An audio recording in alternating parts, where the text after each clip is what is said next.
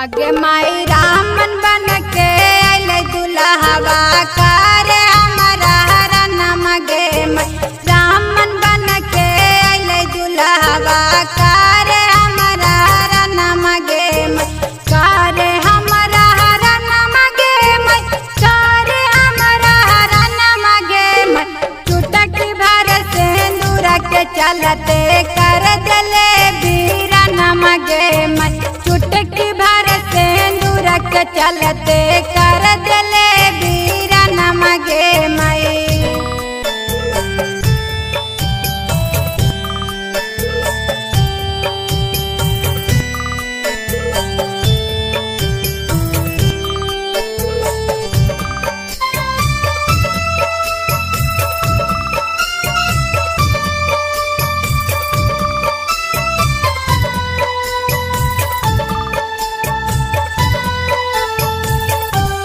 आगे माई पापा अंगना खेलनी कूदनी पढ़नी गया कॉलेज जावा गे माई कौन विधि नियम चलल कई ऐसा नॉलेज जावा गे माई ऐसा नॉलेज जावा गे माई ऐसा नॉलेज जावा गे माई चुटकी भर सिंदूर के चलते कर दले बीरा नम गे माई चुटकी भर सिंदूर के चलते कर दले बीरा नम गे माई। Siddhnath recording studio Tikari.